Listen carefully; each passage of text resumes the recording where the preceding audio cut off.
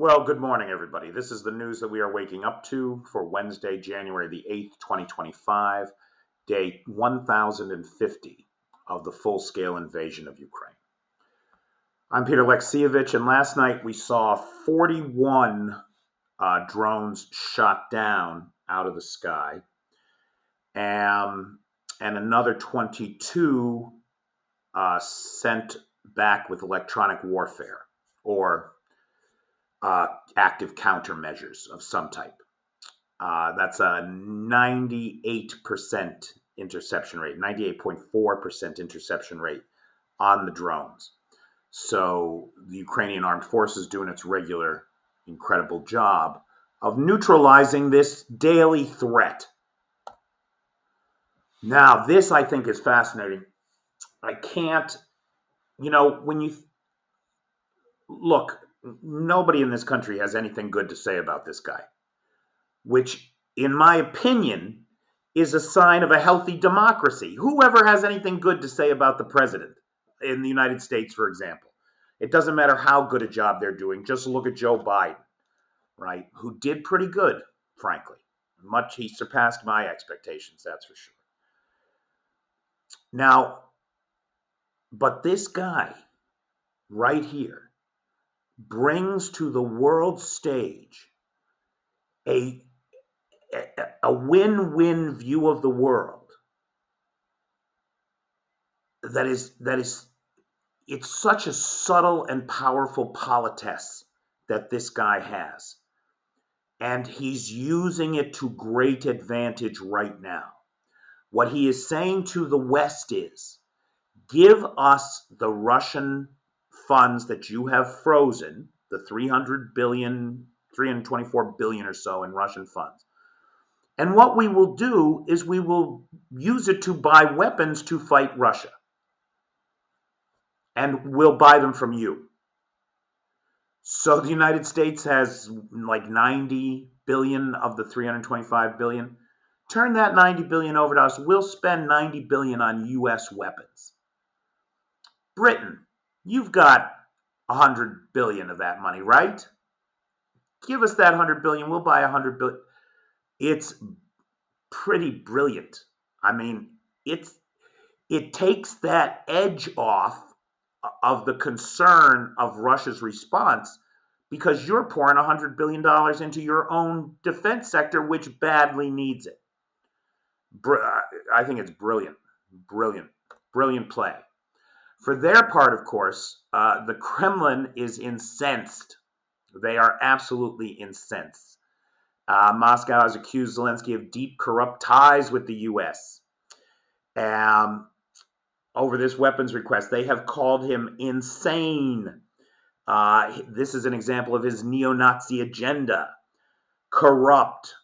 Maria Zakharova, the spokesperson for the Kremlin, said that this was the outright theft of other people's money. How dare these guys talk about outright theft when they're sitting on the lithium mine in the Donbass and the clay deposits in the Donbass. I'm thinking of the clay deposits today because there's a good article in the Kyiv Post about the mineral resources of the eastern Ukraine that the Russians are sitting on. The biggest coal mine, huge lithium deposit, and clay. And clay is not something we think of very often. But in the eastern part of Ukraine, there are unique clay deposits of a low iron clay that make very strong, very durable, and very white, large tiles for institutional use, right? So you walk into 40 Broad Street, for example, right? The office building right next to the stock exchange. You walk into the lobby of 40 Broad Street, and the lobby is filled, it's tiled in this shining white ceramic tile. All of that is made possible by Ukrainian clay.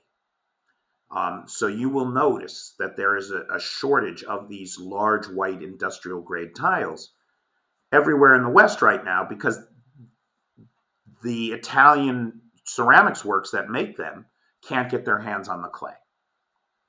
And this is the kind of theft, the wholesale theft, that Russia engages in against Ukraine. So the hypocrisy is just biting to me.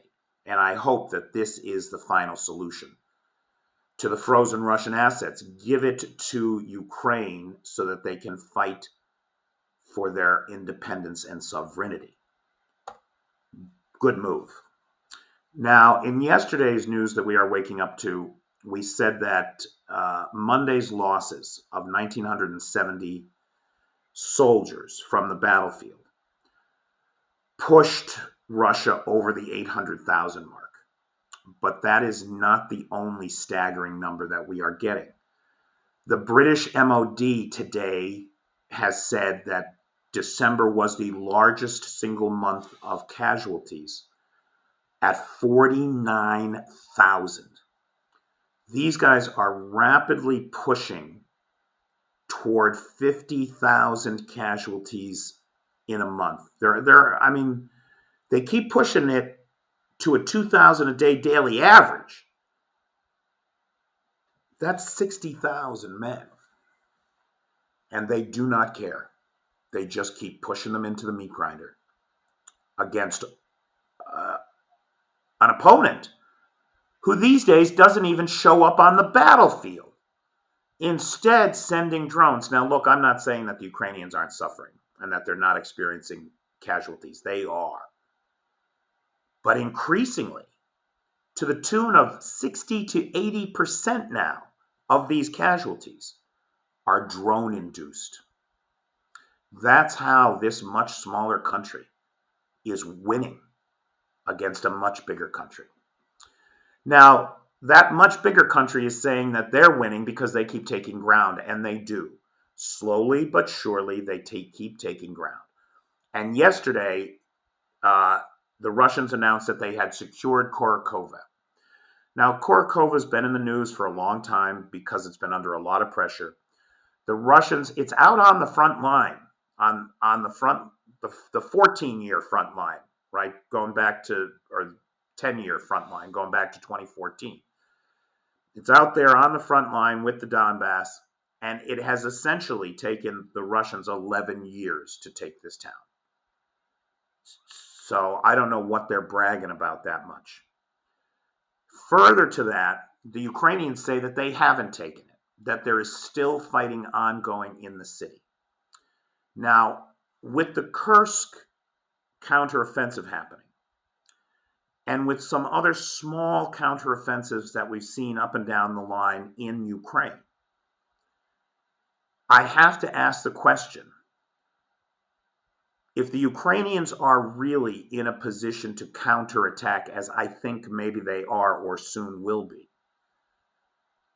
then wouldn't Kharkov be the place that we would see that happen? Now, maybe, right, it may be for other reasons that that's not the case. But I think we should watch what happens in Kharkov. If we see a push by the Ukrainians to counterattack here, I think that could be very revealing of what the rest of the winter will be like. If they don't, if they just absorb the loss and just keep retreating, then we'll likely see them fall back here to, Constantinople. We'll see them fall back there because this area in the middle, all in here, is just open farmland. So this is going to get pincered off. So we'll see. This is an area to watch. Now in Kursk, this is the map from the 1st of January. If we advance it to today, right, pay attention right up here, right along this road is Berdin. And we're getting reports that Berdin has been taken by the Ukrainians on their way to Bolshoi Saldotskoye, which is right up here. If we advance this map, watch this area here, you can see the Ukrainian advance there. This is all now gray zone. Active fighting is happening in here. The town of Berdin is in here. Sorry, hold on. Let me back that up. It is worth pointing out that in that same 6-day period, if you look in the northwest corner here, and then just south of Sudza down here, what you see are slight Russian advances. So the Russians do keep pushing, but we're getting reports that over here in the Lyubomovka area, Lyubomovka over here, that the Ukrainians are actually pushing forward here as well. So this situation is extremely fluid. We need to watch it, and most importantly, we need to watch whether or not more troops aren't pulled from the Donbass the way the 34th was pulled out of the Donbass, or elements of the 34th were pulled.